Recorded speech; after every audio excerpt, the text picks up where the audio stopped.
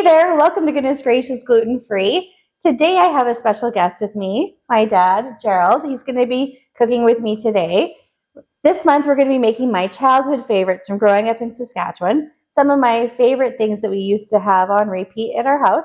So the first thing we're going to make is pierogis, and we're going to make them gluten-free and delicious, and I cannot wait to share this recipe with you. So this recipe is kind of a culmination of several of my different relatives' recipes put together and made into our own. So here we go. We need to warm up the milk. So we have 2.5 cups of warm milk. So warm it up, not boiling, but just warm in the microwave. And while he's doing that, I'm going to crack 3 eggs.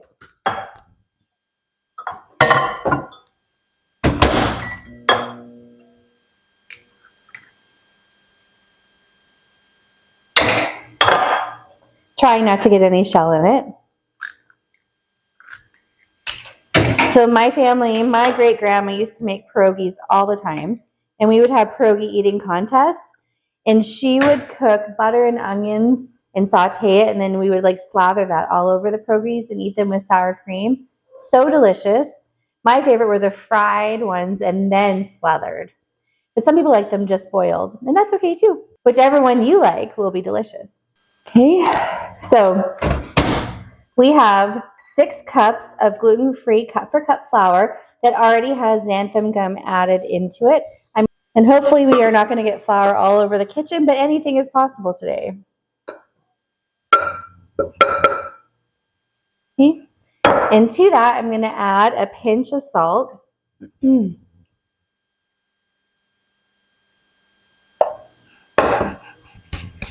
All right, we're going to put the hook attachment or the dough attachment in, lock the lid, and then we're slowly going to add in the milk and then the eggs to combine and the oil. So go ahead and start slowly adding that in. Looks good? Too slow? No, it's good. And then go ahead and add in the eggs. We'll let it all work its magic.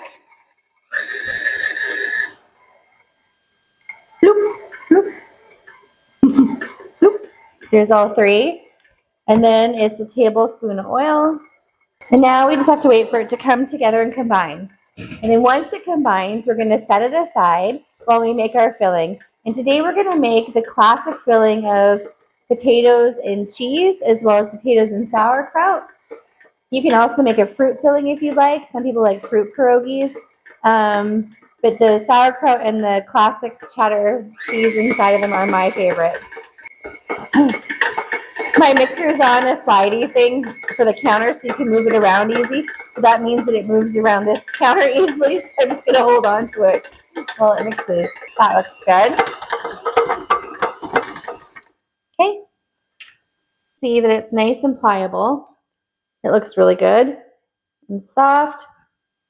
So we're going to set it aside, and then we will roll it out into a super flat dough and cut it into pierogi shapes. All right, next up, now that our dough is done and resting behind us, we're going to wash our potatoes, peel them, and cook them, basically like mashed potatoes. And then we're going to add in, I'm going to divide them up and then add in sauerkraut to some, and then cheddar cheese shredded into the other. So that's what we're going to do now. And just make sure you get all the peel off and cut off the yucky parts. And then if you put them in a bowl of water while you're waiting to boil them, that'll keep them from turning brown. All right, now that our potatoes are all peeled, we're going to cut them into boiling potato pieces, so probably this big of a chunk, and cover it with water. And then we're going to boil them until they're soft. So I like to just cut them into, pieces about that big. Makes them boil faster.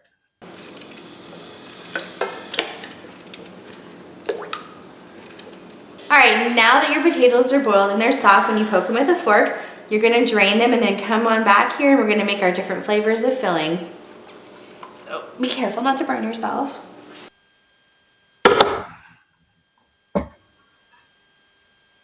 Okay, right back in the bowl. And I'll have you plug in the mixer on that side and put the beaters in it. And I'm just going to add a little bit of butter and salt and pepper to this. And then we're going to blend them up, and then I'll divide it out and we'll add in our other filling. 1/2 cup of butter.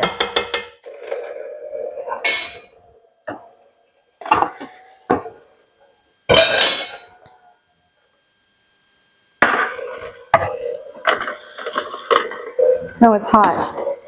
Found that out. And some pepper.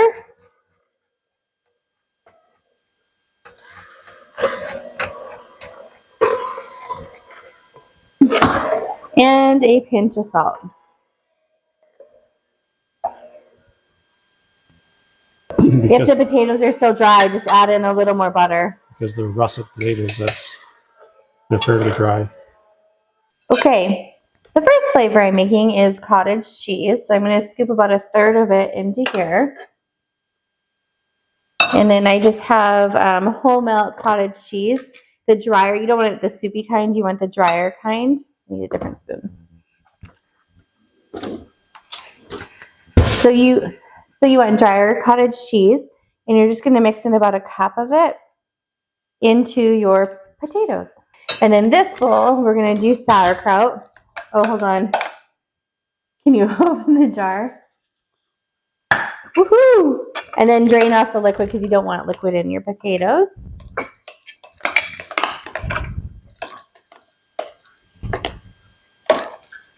Okay. And then we're going to add in about 1 cup of sauerkraut as well. Okay. I'm going to add my potatoes.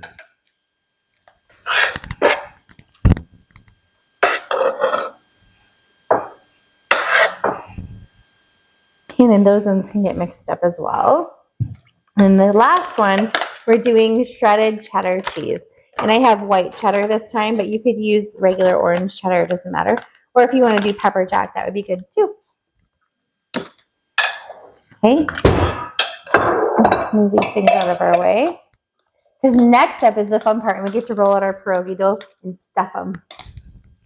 Then the heat from your potato will get the cheese to melt. It'll be nice and cheesy. All right, so next we're going to roll out the dough, so stand by for that. All right, so now the fun part is to roll out your dough. And I like to work in batches, so I'm going to divide my dough into 4 different sections. Actually, I'm going to divide my dough into 3 different sections, so we'll roll each flavor of pierogi separately. And to keep the dough moist while you are rolling it out, I take a damp towel. Hold on. I take a damp tea towel and place it on top of the pierogies so they don't dry out while we're waiting to be done with all of them. And then the fun part comes of eating them. So we'll get started. I'm going to take off my ring because I don't have to pick dough to that for a long time. And we'll get started. All right, so dust your workspace. I have this pastry mat to roll out with some gluten-free flour. And you want to have a good coating down so that it doesn't stick. And I like to get it on my hands as well. Feel free to jump in. I'm a looker. You're a looker. All right, and I have my rolling pin. I'm going to dust that with gluten-free flour as well. Set that there. And then here is our giant container. Here's our giant container of dough.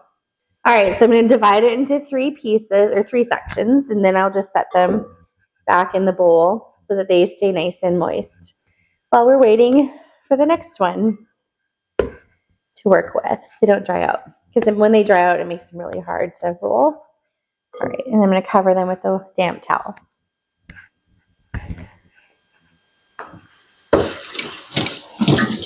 That one already dried out a little bit. All right, this is a clean tea towel that is just damp. I'll put it right down over top, and I'll move these out of the way. All right, so we have our first dough right here, and we're gonna flatten it out to about, how thick? 1/8 of an inch thick. Roll it out. 1/8 of an inch thick, and then we will cut them into circles for our pierogies. A little bit thinner. Almost there.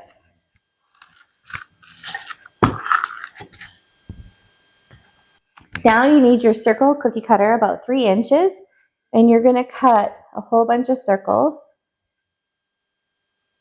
all over your dough. Oh, I should have done it the other way.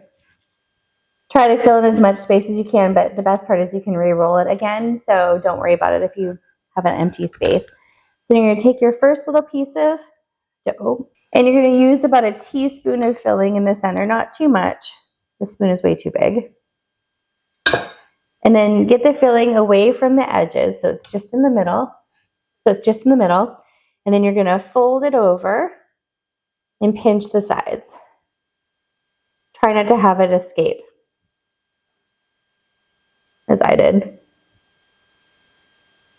Just like that. And then we'll set them on a cookie sheet with a damp paper towel over it until we're ready to boil them and fry them. Yours looks nicer than mine. Yours looks pretty good too. I'd eat it. Me too. All right, now this is the most exciting part of the whole day. We finally get to eat the pierogies. It does take a little bit of labor to make them, but they are so delicious. And it is so much fun to make them with family, especially when you're here. So I'm gonna melt some butter in my pan to cook them in. Oops. And my dad is gonna chop the onion because it doesn't make him cry. He's so lucky. So we're gonna melt the butter, saute the onions, and then we'll fry up a few pierogies and you can see what they look like all done.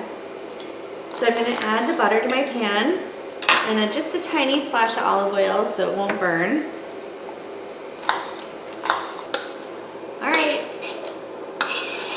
Thank you for chopping those. Yeah, my pleasure. All right, give them a good saute.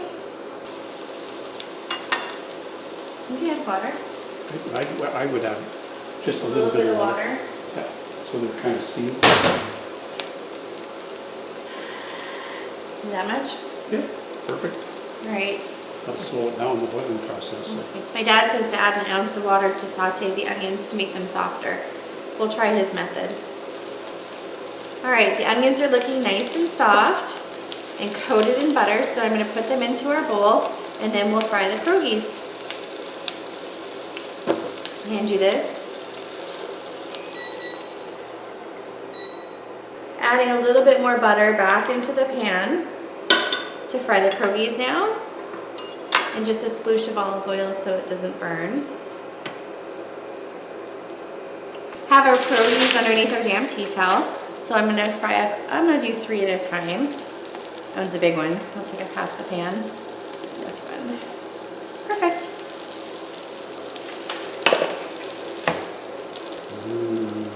Yep, and then flip them over when they're golden brown. And they're nice and coated in that butter. Now I like to pile sour cream on top of mine. He does not like sour cream. So I'll give you the big one. There you go. A little bit of onion and butter. There you go, that's what the finished product looks like. Well, thank you for cooking with me today. And we'll see you in the next episode on Goodness Gracious Gluten Free. There you go.